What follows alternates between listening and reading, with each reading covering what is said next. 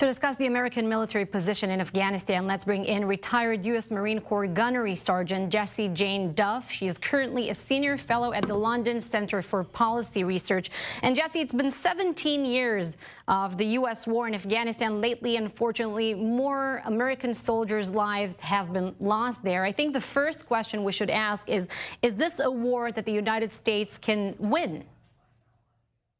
Well, essentially, we also withdrew in 2014, and the brigadier general that's in charge over there, who had last been in there in 2010, had indicated that we withdrew too soon. I mean, he wasn't surprised that the Taliban had reoccupied Hamadad province and that their occupation has become a strategic threat to our national security. So is this something we can win? We have to win. Leaving does not mean you've won. It essentially gives your enemy an opportunity to become strong again and overpower the forces that you should hopefully have left behind.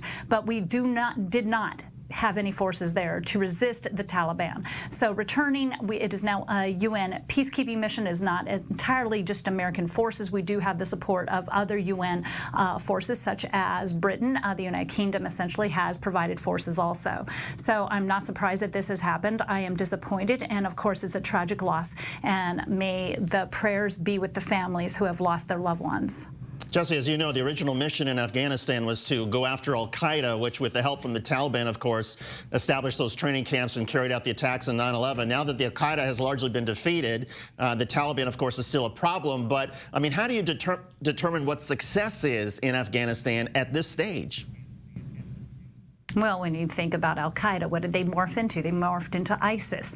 To suggest that killing off one group is going to resolve the problem is pretty naive, because we really do have terrorist organizations throughout the world that have become a threat to all of Western civilization, including all of our allies. So when we talk about al-Qaeda being defeated, it is not necessarily a logical nor honest argument, because morphing into another form of this type of terrorism or this type of jihad is something that we're going to be facing as U.S. forces for probably decades to come, unless we stamp it out and keep our foot down on the neck of terror. It is like a snake. You must cut off the head, and you may not ever allow it to morph into other organizations. But doesn't that suggest then that the 15,000? I'm sorry. Doesn't that suggest then that the 15,000 or so troops that are in Afghanistan now, that's not enough in your estimation, is it?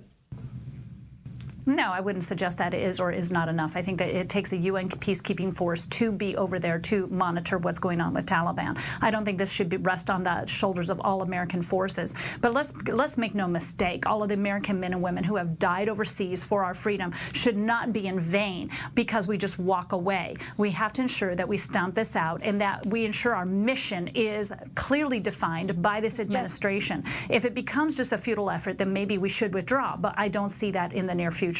Jessie, just briefly, theoretically, can the United States maybe tell the Taliban, we have no dispute with you as long as you do not launch attacks outside of Afghanistan. If you do, we will retaliate.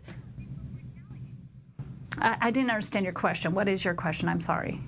Can the U.S. tell the Taliban, we have no dispute with you as long as you do not launch attacks outside of Afghanistan? If the Taliban launches such attacks, the United States will retaliate. Why isn't this a solution?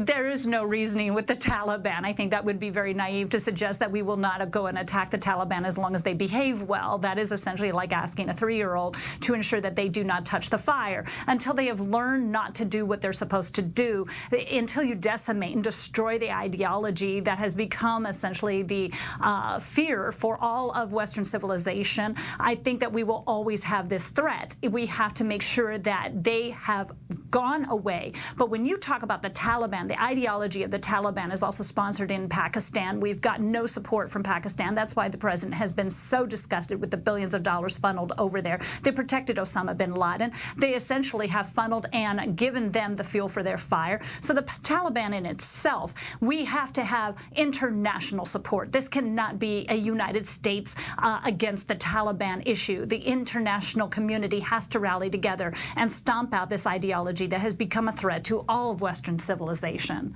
Retired U.S. Marine Corps Gunnery Sergeant Jessie Jane Duff. Jessie, thanks for doing this. We appreciate it.